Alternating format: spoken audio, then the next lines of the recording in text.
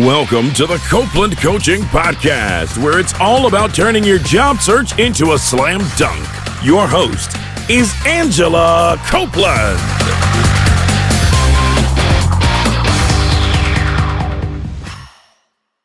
Welcome to the Copeland Coaching Podcast. I'm your host, Angela Copeland. Live on the phone with me today, I have Bart Cleveland in Austin, Texas. Bart spent over 30 years growing brands like the Ritz-Carlton, Coca-Cola and CNN. Now he helps creative professionals plan and execute successful careers through Job Propulsion Lab.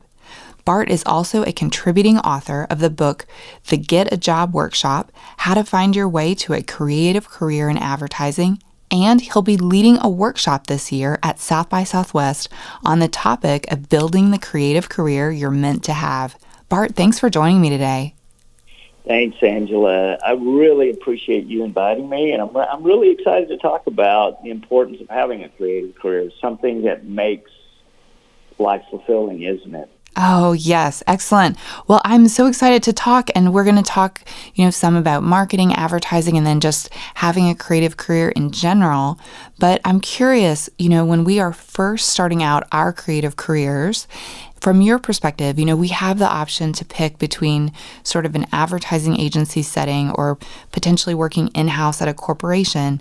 Do you think that one of these options sort of is better than the other?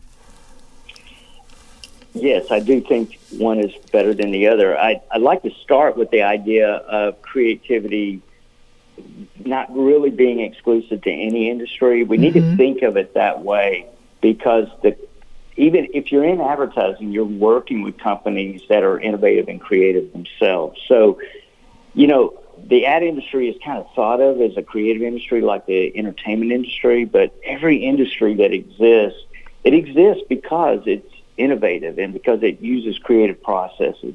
So I tell people, I train a lot of people and mentor a lot of people that are coming from outside industries to the advertising or marketing industry. They want to transform into that, and that's great.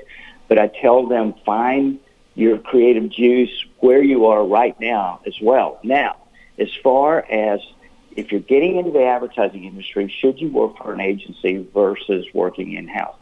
Things have really changed over the years, and there are more and more opportunities on the corporate side where there's an in-house marketing arm or something like Apple or Google, Facebook. They're doing some really innovative things, and so there are some good companies to work for.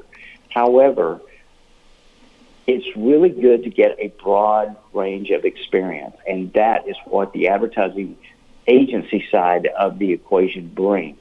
So I tell people, if you want to go into the corporate side, but you're not quite sure, it's better for you to start on the agency side. And there's a couple of reasons for that. You get the breadth of experience. You get to work on it in a lot of different industries. Whereas if you're working on the corporate side, you're working in their industry and you're working on their brand. And that limitation of experience can affect your long-range career. So that's my advice in that regard. That's interesting. I also get the sense that when people work in an agency, they have to learn to be almost more nimble. They have to learn to sort of move faster because you're meeting client needs all the time and often juggling multiple clients. Versus on the corporate side, it seems like things are a little more planned and steady.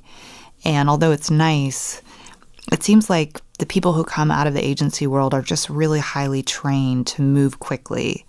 Do you have that perception, or is maybe that just me?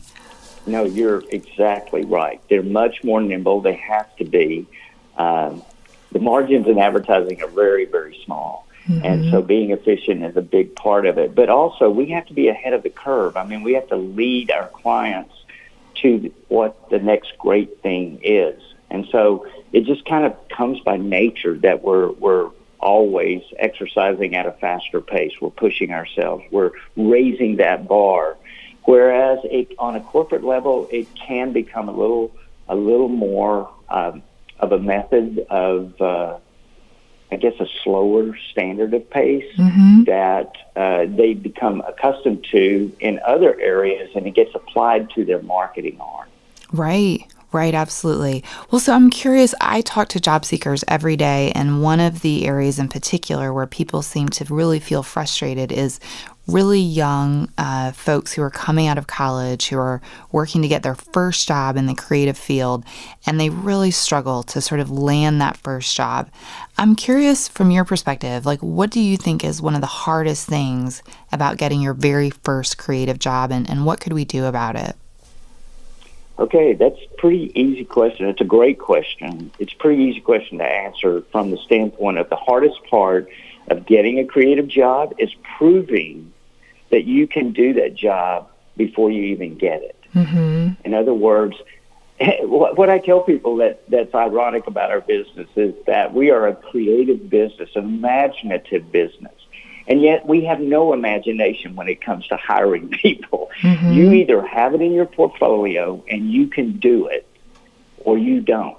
Mm-hmm. So people that are entering the business, the people that I work with in JPL, I tell them, you want them to look at your portfolio and go, how long has this person been doing this?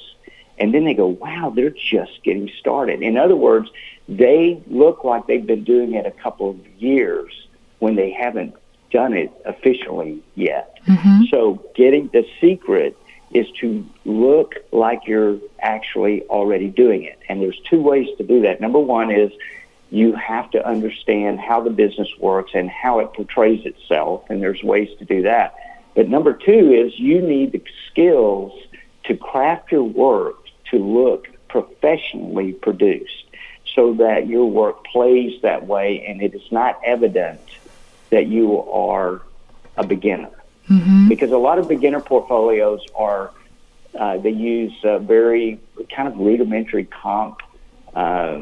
comprehensive layouts of their work, and you can, we in the industry can recognize those very quickly.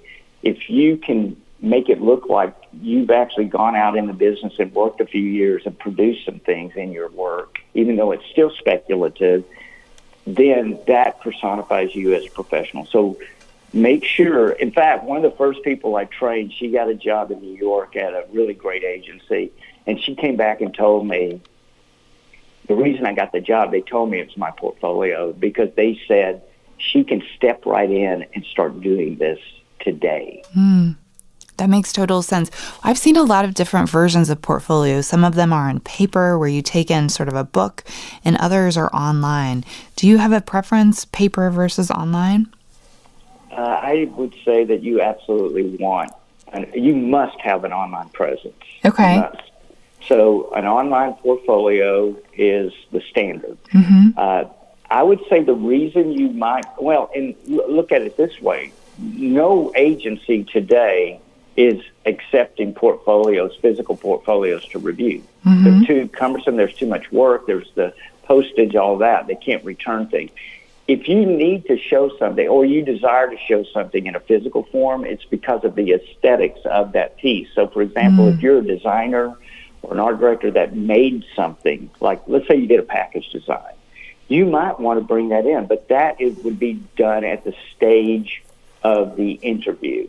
Okay. So you must have your portfolio, and your portfolio can personify your work and tell a bigger story anyway. It's kind of a self-guided tour for the reviewer of your work. Okay. Well, are there certain websites that you recommend to create a portfolio, or do you like to see when people sort of build their own website? I mean, kind of generally speaking, do you have any tips on sort of how we could build a successful portfolio? Absolutely. If you are in UX or UI design, in other words, you're a digital designer, I would say, yes, you could build your own site to demonstrate your technical skills. Otherwise, do not do it. I've seen a lot of portfolios where the person built their own site and the interface wasn't very well done. There was problems with the coding.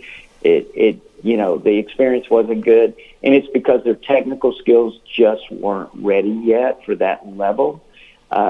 I would suggest that people go to, if you want to be in digital, then go to a school that teaches things. There's coding schools like General Assembly and others that you can go to do that. However, if you're trying to get a purely creative job where you're thinking of brand solutions, so you're an art director or you're a writer or you're a graphic designer or something like that, and you're not really wanting to do the code work, the behind-the-scenes work of how it works, you can just simply use one of the platforms like Squarespace or Wix, or there's several. I tend to recommend Squarespace more often to my students and my proteges. I call them. I actually don't call them students because they're proteges, but I would say something like that. Get a good platform. Look at the different, even Adobe has one now called Portfolio. So if you're in graphic arts and you have Adobe Suite, they have a portfolio available for that. That's part of the suite.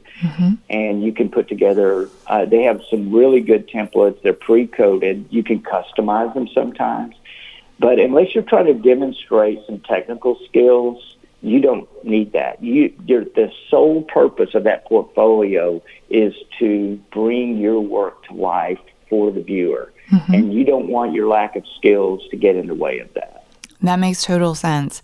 So what if we are really young and like you said, we don't have a lot of experience and we need to gain some experience to show that we can do, that we have these skills? Where can we go to get that experience? I mean, do you recommend volunteering, or, where can we start to look for those projects? Well, it's exactly as you say. It's all of the above. I actually tell people, this is a very tough business. It is difficult to get into. You just literally have to claw your way into it. And I tell people, don't get in this business unless you can't help it. You can't help it. You have to do it. And the thing is, that was kind of me, and I loved not every minute of it, but the majority of the minutes I loved. And it was because of what it gave me every day to do. However, the way I learned it, I was fortunate. I did go to a school that was good, but the reason it was good wasn't because of the school. It was because I had a professional who was teaching the class that I was in. He was a professional creative director. He was active in the business. He was ahead of the curve of the business. And he taught the business. And so you can't rely on school to be the way to do that. So you have to go beyond your school training, but you do need professional training. And if your school has working professionals, and when I say that, I mean, you look at their work and you wish you had done it. I mean, they are really good and they know what they're doing. And they also have the heart of a teacher so that they're actually mentoring you through that process and educating you on how to navigate your way into business. But it's really all of the above. You have to go above and beyond. One of my first JPLers was, she had 4 internships on her resume when she left to start searching. When she left to start searching for a job. And 2 of those internships were not directly to what she wanted to do, but 2 were. And they were the latter 2. But those first 2 experiences, we derived from them things that she learned that she could apply to the job she actually wanted to do. It might be a problem-solving skill or something like that. So some experience is better than nothing. I mean, even if you can't get into an ad agency as an intern, which I highly recommend you do as early as possible in your development of your skills, even if you can't do that, get in somewhere where they'll let you do something that has to do with marketing and volunteer to do it. And, of course, there's public service entities. You can volunteer for public service entities and things like that, and get involved with the marketing organizations in your community, like American Ad Federation or the Association of Independent Graphic Artists, and there's others. There's usually some social clubs for that they're not just for social but professional. And you can volunteer and get on in their committees, and you can learn skills, and you make great contacts. And contacts are everything. I tell people, This business is 1 degree of separation. Mm-hmm. Anybody you know in it knows someone you need to know. Right. So get to know as many people as you can. I tell them first of all, LinkedIn is, just a standard for that. But I tell people, quietly stalk your heroes. Find your heroes and quietly stalk them. And that means don't try to engage them. Don't try to glom onto them or get clingy, but observe them. And social media offers so much opportunity for that today. I mean, back in my early days, that wasn't possible. Every company was like an enigma. You could not know what it was like unless you absolutely knew someone there. And today, you can read about them. You can follow the people that work there, and they're usually on social media platforms or doing interviews like this and podcasts or writing articles, and you can learn so much about that company and what they're doing. And then that kind of tells you, if it resonates with you, it tells you that they're the type of company you should be pursuing. Yeah, that absolutely makes sense. Well, I'm curious, so when it comes to our portfolio in particular, maybe we are starting to get that experience. And let's say maybe we were an intern at an agency and we worked on a lot of really great accounts and some really notable brands. I don't quite know what the sort of etiquette is. Are we able to put any of those products on our portfolio, or are there times when you should hold back because it's maybe not appropriate, or the company would rather you not share that you were the agency? Like, do both ways happen? Yes, they do. Let's say that you do an internship and you work on something that the client of the agency is holding confidential.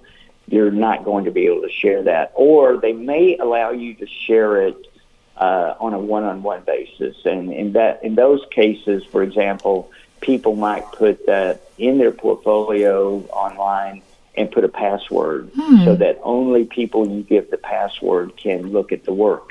I will say that there are some work that is just proprietary and you're not going to be able to share it.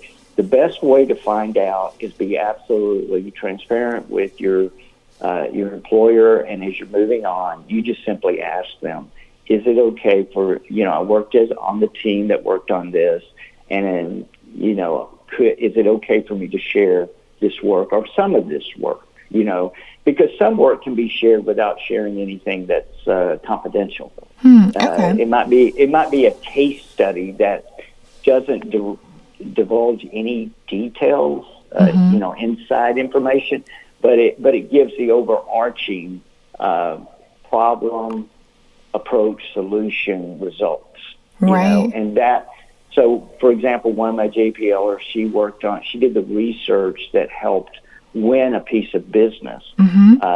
So she just talked about that in her resume and in her case study without getting into the nuts and bolts of exactly what did they discover. And, she didn't give any details that were confidential. That makes a lot of sense. I really like the suggestion to ask the company or to ask the agency, what you can and can't share. That really gives, a really clear answer to the question. Well, I'm curious, a lot of times when I talk to people who are just starting out, in particular, who want to do marketing, whether it's in-house or at an agency, a strangely consistent piece of feedback that I hear is if they come out of undergraduate school with, say, for example, a business degree or a marketing degree, they seem to inevitably get the feedback that they should go back to school and get an MBA before they start working at all.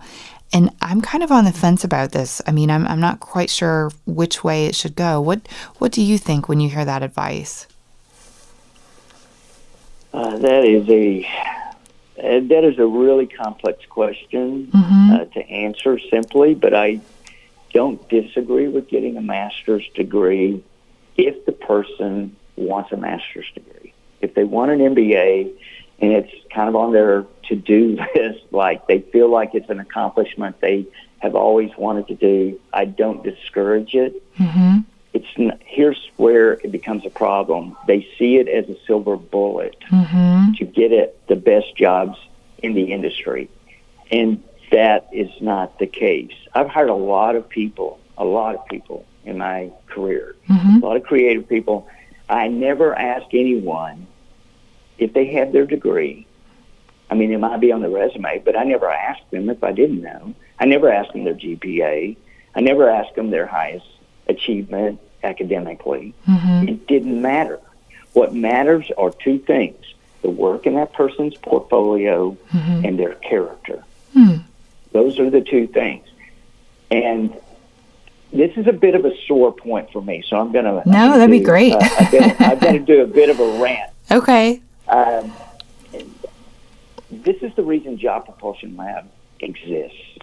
Because I went through my entire career sitting across the table at people that had degrees and had portfolio, and it was nowhere close enough for them to come and go to work for my company. They were completely ill-prepared.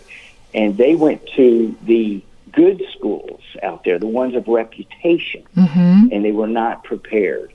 And some of them were graduate schools. And academia is not designed to align perfectly for the ad industry, and it's not going to change. It's academia. Their job is to get you a degree. That's their job. Their job is not to have you ready to walk in the door and go to work. And if they take on that, and I will say that a lot of academia is trying to get there, but it is that their process is incredibly slow to get there. I sat on an advisory board to do that, to help a college, a university, do a more effective program. And after we got through with this is a group of professionals that were advising how do they do that, how do they create that degree. And after it, I asked the person in charge, how long will it take you to implement this? And he said 5 years. And I said, in 5 years, most of what we've talked about is going to be irrelevant. Oh, wow, that's true. Yeah. I have seen 3 revolutions in the last 10 years in our industry. It takes 5 years to change curriculum on an academic level.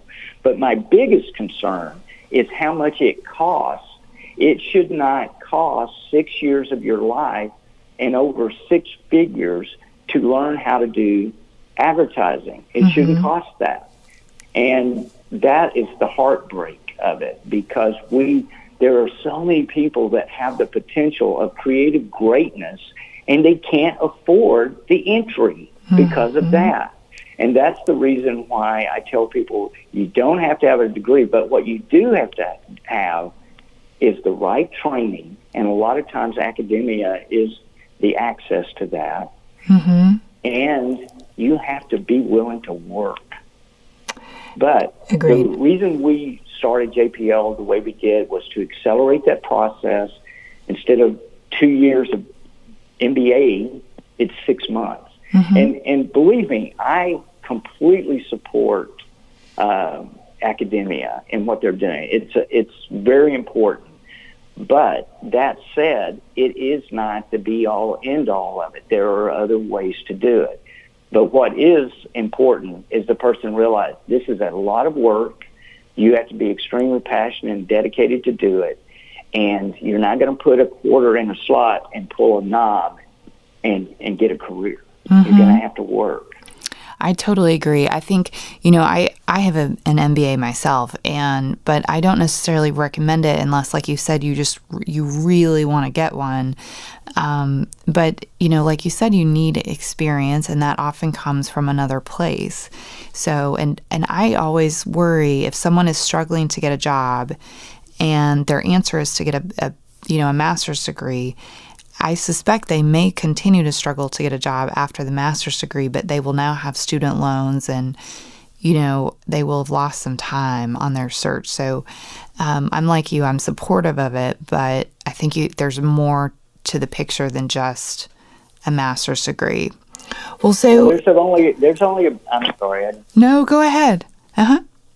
There's only about 3 schools that I would tell somebody, if you want a graduate degree in the advertising arts skills, these would be the schools that I would go to. And that's if you really want that master's degree. Well, unfortunately, academia has designed the undergraduate degree to just take you to a certain point, and it's not complete, with the idea, well, then they should get a graduate degree, an MBA to complete this. Mm-hmm. Whereas when I went to school, they had it designed where you were ready when you got out. Mm-hmm, mm-hmm. That makes sense. Well, so I'm curious. I'd also talked to a lot of folks. We've been talking about sort of people at the beginning of their careers, but I often talk to folks who are, let's say, mid-career, and maybe they've been in a completely different area, whether it was like accounting or finance or operations, something totally non-creative, and they decided they want to switch. I think the question then is it then appropriate to go back and get a degree, or would it be more appropriate to look for experience, or sort of where should we turn if we are on a totally different career path and we want to switch to something more creative? I think that depends on where you are. If we're talking about an advertising career, advertising is a very young industry. I have trained and mentored people that are a little bit later in their career. They've been down a path for maybe 8-10 years, and then they realize they're just in a non-creative industry, and they really want to get in advertising. They've always been, very curious about it and very excited by it. Mm-hmm. And I tell them, you have to accelerate. Most of these people by that time have started families. Going to school full time just is not in the cards. I mentor so many people that are out of school. They have full-time jobs, and that's the way we designed our program, is so that they can do it customized that way. They can work around their schedule, and it's accelerated learning because it's one-on-one and professionally mentored and that type of thing. So I would say it depends on the person, what they're doing, especially if their craft skill they're trying to learn is not something they've done yet. So, for example, I had a lawyer call me, and she said, I love advertising. I got exposed to it somehow, and she said, I really love strategy, and I want to be a strategist in advertising. And she was a lawyer. And I said, so she'd gone through law school and passed the bar and was working at a law firm. And I said, okay. and sure enough, 3 months later, she had put together a strategist portfolio and had a job. And wow. But she was brilliant. By the way, that was really kind of unprecedented. But she was just custom made for it. It was just, but her skills as a lawyer, investigative, helped her a great deal as a strategist. So in that regard, the shift wasn't a great one. Whereas I mentored someone else who was in finance, and that shift was much more strenuous for them. They did it. They went from finance to strategy, but there were some skills that they had to adopt. But what I find is creative skills are creative skills. Problem solving is problem solving. You just have to show them people how to do it in the way that it needs to be applied in advertising versus what they're doing. But their life skills can bring a lot to the party, in doing it. So I tell people, don't ever say never. But it is hard for people to go back to school. So that's one of the reasons why I wanted there to be another option and started Job Propulsion Lab. But I would say if you desire that and you feel like that's what you must do, be careful if you're a little long in the tooth. If you're getting close to 30, the clock is ticking. Okay. The clock is ticking, especially if you want to be creative. The clock is really ticking, and so 4-year college and then maybe graduate school, now you're going to be 36. And by the time you're 36, you should be at a management level in an agency. At 36, I own my own agency. Oh, wow. Yeah, and I felt old. And you felt old, wow. Well, so I'm curious, speaking of agencies, if we have transitioned And we, if we're wanting to work in an agency, or we are working in an agency, let's say, one of the biggest sort of issues it seems like agencies face is that they tend to be fairly volatile in terms of environment. Like they may add or subtract clients here and there. And as a employee, that can be tough. I'm curious if you have any advice for us if we're working in an agency or planning to work in an agency. Like, how can we plan to have a successful career at an agency despite this kind of volatility? Well, the industry is volatile, and that's because it is so connected to the economy. So it really doesn't matter what segment of the economy might fluctuate. It tends to affect our industry. However, I think there's a secret to not being a casualty of volatility, and that is indispensability. Okay. So Seth Godin wrote a book called Linchpin. I don't know if you've heard of that, but it's called Linchpin, and it's all about being indispensable to your company. And I would say that when a company trims its sails, they're trimming the fat, they're cutting to the bone.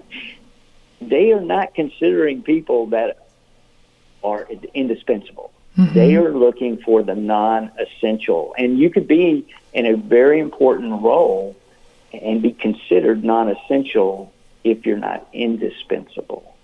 So it's more about your attitude while you're working at the company. Are you there making the company succeed, making the company better, rather than just clocking in, clocking out, or just looking to your own goals? Because when you become indispensable, you're the last one they want out the door. Now, that said, there are times, in 2008, when we had the burst of our economy, the Great Recession, 20,000 people in advertising lost their job virtually overnight. Wow, that's a huge number. That is a huge number for a relatively small industry. We're not as big as a lot of people might think. That was a huge percentage. And most of those people they're all on the street at the same time. And some of these people were quite accomplished. But there just wasn't any money. The advertising industry just basically got, cut in half, if not more. And those people, actually one of my friends, he ended up making a documentary film called Lemonade about it. So if you ever hear that, you might want to watch it. It was pretty interesting. But the fact is if you're indispensable, you're going to be a lot less likely to even feel the volatility of our business. So that's my best advice for that. That's great advice. And it's interesting because I have actually noticed, not in the agency world, but in the corporate world, a similar struggle. It's a little different, but I've noticed with like a chief marketing officer level folks, I think the average life of a chief marketing officer at one company, I can't remember the exact number. It's 5 years or maybe 4 years, something like that. And it seems like the folks who eventually get that CMO title, they are very accomplished. They've worked 20 or more years to kind of get to that spot. And then, 5 years in, they find themselves out of a job, and it can be completely devastating. And it's hard to start over because there are only so many of those CMO roles really to go around. And it's sort of hard. I think it's a tough situation to plan for, knowing that the lifespan of that C-level job can be quite short. It is extremely short. The statistic that I read is the average CMO tenure is 24 months. Wow, that's even shorter than I was thinking. That's a lot shorter. Now, part of that is that, again, I think a lot of companies get in business trouble and they think we've just got to sell more stuff. We need a new CMO. We need a CMO. And they hire somebody and they're in dire strait and they want results quickly. They want it to turn around quickly. It's very difficult to do that. And then, and so in a way, I think it's kind of a stacked deck against a CMO. But the other problem is, and this is what I see from the advertising agency side, is every time a CMO comes in, he cleans house and he starts over. I lost a client one time that we had for 7 years, and we had helped him increase their growth like threefold, fourfold over those years. And they got a new CMO. And he came in 3 months after he started, and he said, okay, guys, I'm going to do an agency review, and I'm just going to be transparent. I'm not going to hire you. So you don't need to do the pitch. I'm going to save you the time and the trouble. Man. And he said, and we said, well, it did. What's the reason? And he said, you guys have done a great job. You've done a great job, but we've grown, and we need a real player in your industry. That was his word. You're like, we thought we were. Yeah, well, I think there was evidence that we were on that level, but the fact is that was his perception, and so it was reality for us. And so that is part of the volatility. But if you want to be in the corporate side and be on the CMO, I think you can use the same application of indispensability. Here's the thing that I tell people: Murphy is always right at the door, so plan for him to come in, and that means expect the best, be optimistic, but plan for the worst. And for example, you were getting me a bit reclept there, when you were talking about these people losing their jobs and everything, and it just brought memories of these people in the industry that would sit across from me, and they were my age or younger, many times younger, and I would look at their work, and they hadn't been keeping their work up, and their work was they had some really good success early in their career. Right. I mean, maybe something of note that the entire industry noted it, and they won a bunch of accolades for it, and they rested on that laurel, and they worked for 10, 15 more years, and then they got the axe, and they would bring in their book and show it to me. And I would look at it and I would just go, they've got to completely overhaul this because they're not current. This stuff is 15 years old, and it looks 15 years old. And so I tell people, you have to keep your work current. It's not about what have you done lately. It's about what are you going to do tomorrow. So you have to be ahead of the curve in this business. And that goes on the strategic side, the management side, the creative side. They're all creative in that respect. Be an innovator. You bring up a thought with me, which is that, the industry can be very cutthroat, like you said, and it's, the client is the one who's right, essentially, in the advertising world. And, I remember a few years ago, a large agency flew me in to have a meeting with them. Essentially, they were having an issue with a client. And the problem was the client didn't like their, I don't know what the word would be, like their account manager or their salesperson at the agency. And the biggest concern that client had was that this account person from the agency had purple hair. It was either purple or blue. I may be wrong. And they flew me in to see if I would be willing to be their representative just on this one account because I had a corporate background. And they were interested to talk to me because they wanted to do anything that they could to save the account. And I remember just thinking, this is so bizarre because otherwise things are going well, but this client perceives this person that they're working with just because maybe they have different hair than they're used to. They were thinking of ending that relationship. And, it was not something that I ever ended up working on, but I just remember thinking, wow, this has got to be a really stressful environment to work in sort of day to day. Yeah, I would say so. I would also say that if you're doing a job you hate, that's about as stressful as it gets. Agreed. Agreed. So you can deal with the ups and downs like that if you love what you do. I would say, I'm a little suspicious of that story being that she had purple hair and that's the reason. That might have been the excuse. I could see that. I think that just doesn't make any sense to me. I mean, that's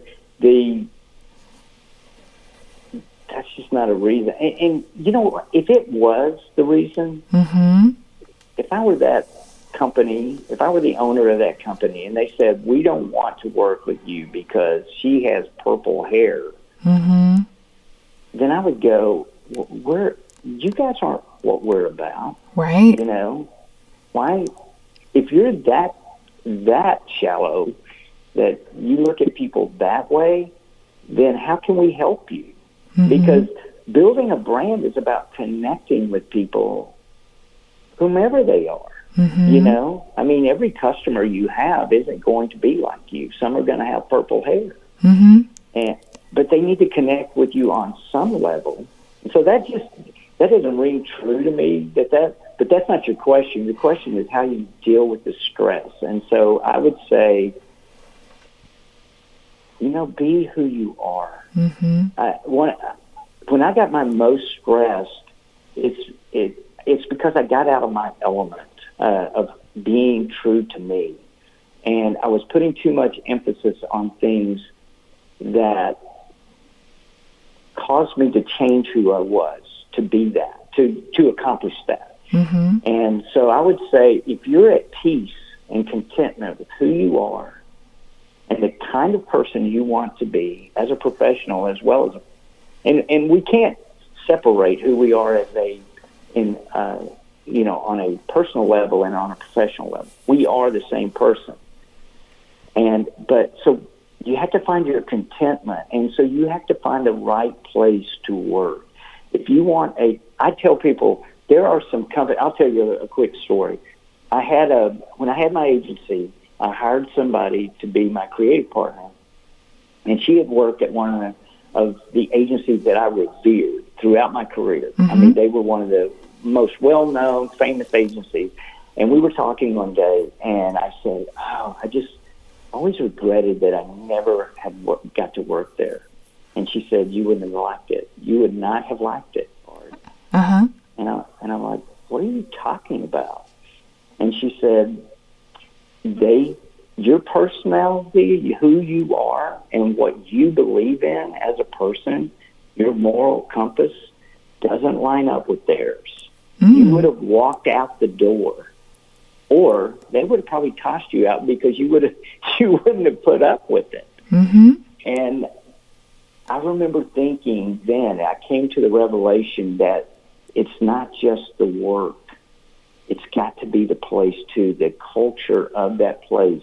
So I tell people there's two things we're going to work on together. We're going to work on your portfolio, but we have to align you with companies with cultures that fit your cultures. I had an employee that literally I had to make go home at night because she was such a workhorse. And I would say, okay, go home. Because I knew if I left her there, she was going to be up there until midnight. And she went to work for a place that was well known for its long hours. 3 months later, she left that company, and I remember I called her and said, what happened, you know? And she said, Bart, I can't sleep on an air mattress in my office. Oh. And she said, and that's pretty much, if you go home to sleep for 3 hours, you're like betraying the company. You're not supposed to leave. And she said, I was going to go out of my mind. And so creatively, was she right? Absolutely. She went on to another company and just did tremendous work. But they let her sleep in her bed. You know? Wow. That's incredible. I mean, I think you make a really good point that a success at your job is not just about the job title. It's about the company, the environment, whether or not, you know, that company aligns to your personal values. And I think all those things together, you know, will kind of lead you to career success. This has been so helpful, Bart. I would love to know, where can we go to learn more about you and more about your work with JPL? Okay. Well, you can go to our site, jobpropulsionlab.com. That's just job. And then propulsion is PROPULSION lab.com. So jobpropulsionlab.com. And that'll take you to our information. You can email me at Bart at Job Propulsion Lab as well, jobpropulsionlab.com. Perfect. Well, Bart, I'm going to put links to this in the show notes. And also, if you're listening and you're going to South by Southwest, please look up Bart's workshop, Building the Creative Career You're Meant to Have. Bart, thank you so much. This has been excellent. Well, Angela, I can't tell you what a pleasure it was. I really want to help people. I want to give them advice. I offer a free career critique. So if you're just struggling to know, please get in touch with me. And Angela, I just really appreciate you allowing me the opportunity to share what I'm doing, and hopefully I can help some of your listeners. Awesome. Well, thank you. And thanks everyone for listening. Thanks to those of you who sent me questions. You can send me your questions to angela@copelandcoaching.com. You can also send me questions via Twitter. I'm at Copeland Coach. And on Facebook, I'm Copeland Coaching. Please don't forget to help me out. Subscribe on Apple Podcasts and leave me a review. Thank you for listening to the Copeland Coaching Podcast today with your host, Angela Copeland. Tune in next time to get more great tips on turning your job search into a slam dunk.